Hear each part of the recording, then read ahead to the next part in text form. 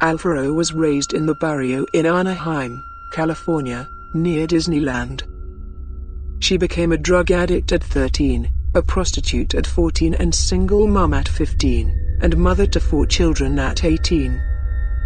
Eventually, she became a murderer at 18, while pregnant with twins, and the first woman in Orange County, California to get the death penalty at 20.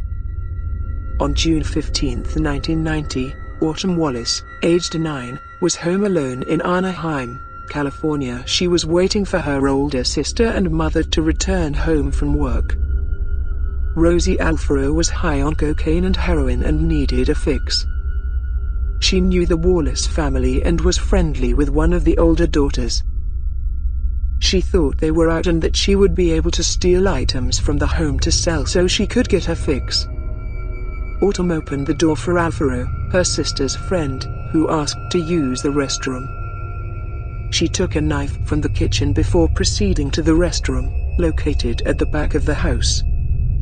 She then coaxed Autumn into the restroom on a ruse, and stabbed her over 50 times. Alfaro then ransacked the house for anything she could steal, ultimately to acquire drug money. The stolen property was later sold for less than $300. Alfaro confessed to the crime during a police-taped interview, stating she was high on heroin and cocaine when she stabbed Autumn. Later she changed her story and alleged an unidentified man forced her to stab the little girl. Still later Alfaro told police that 2 men drove her to the Wallace home, and one of the men came into the house and forced her to kill Autumn. She refused to identify the man. The evidence from the crime scene indicated that only members of the Wallace family and Alfaro, based on her fingerprints and a matched blood-stained shoe print, were present in the home that day. She was tried and convicted of first-degree murder with special circumstances. At the end of the penalty phase of the trial, the jury deadlocked 10-2 on the sentence of death. The penalty phase of the trial was then declared a mistrial.